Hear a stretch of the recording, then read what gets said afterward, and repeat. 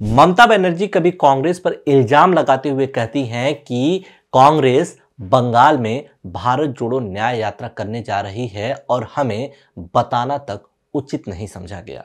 कभी अकेले अपने बूते पर राज्य की सभी 42 लोकसभा सीटों पर चुनाव लड़ने की बात कह रही हैं, तो कभी वाम मोर्चा पर भाजपा के साथ साठगांठ करने का आरोप लगा रही हैं, तो कभी सेकुलर पार्टी होने का दावा करते हुए कहती हैं कि बीजेपी को हराने के लिए जो भी हम कर सकते हैं उसे करेंगे। जैसे जैसे लोकसभा चुनाव करीब आ रहा है, वैसे वैसे ममता दीदी का मूड स्विंग तेजी से होने लगा है। आखिर वो चाहती क्या है, उनकी राजनीति क्या है, भाजपा को रोकने के लिए उनके पास रणनीति क्या है, इंडिया गठबंधन में उनका भविष्य क्या है। ममता बनर्जी को लेकर राहुल गांधी क्या सोचते हैं, कांग्रेस का प्रदेश नेतृत्व क्या सोचता है, वामपंथी क्या सोचते हैं। अगर आपके मन में भी इस तरह के सवाल हैं तो आप इस वीडियो को अंत तक देखिए, और अब तक आपने हमारे चैनल को सब्सक्राइब नहीं किया है तो जल्द से जल्द सब्सक्राइब बटन को दबा दीजिए। लोकसभा चुनाव की तारीख जैसे जैसे करीब आ रही है, ममता बनर्जी का मूड स्विंग होने लगा है, और उनके मूड स्विंग होने के पीछे जो सबसे बड़ा कारण है वो है आशंका।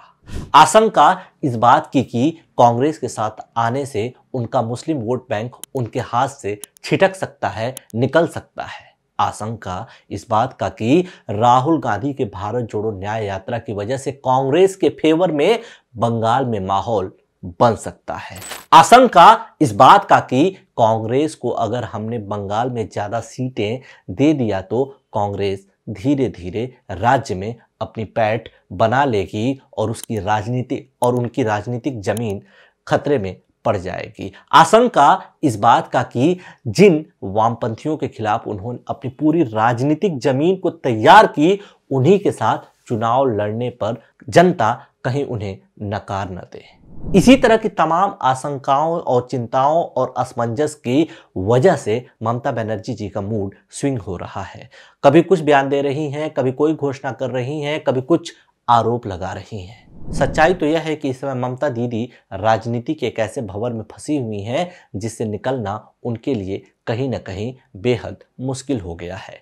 दशकों तक वामपंथ के खिलाफ लड़ते झगड़ते उन्होंने बंगाल की धरती से कहीं न कहीं वामपंथ को उखाड़ तो फेंका ही है। कांग्रेस को भी राज्य से बेदखल करने में वो कहीं न कहीं सफल रही हैं। इसी तरह पीएम मोदी के लाखों कोशिशों के बावजूद उन्होंने बंगाल में भाजपाइयों के पैठ और पैर को जमने नहीं दी है। ऐसे में इस समय ममता बनर्जी का असमंजस में फंसना कहीं न कहीं जायज भी है। गौर करने वाली बात यह भी है कि ममता बनर्जी का आक्रामक बयानों और उनके बयानों पर कांग्रेस के बंगाल नेतृत्व की आक्रामक प्रतिक्रियाओं के बावजूद राहुल गांधी लगातार ऐसा बयान दे रहे हैं, लगातार ऐसी बातें कह रहे हैं, जिससे ये साफ संकेत मिल रहा है कि ममता दीदी को साथ लेने, उनके साथ इंडिया गठबंधन में चुनाव लड़ने को लेकर वो कितने गंभीर हैं। बहुत जल्द राहुल गांधी की भारत जोड़ो यात्रा बंगाल में प्रवेश करने वाली है। वहां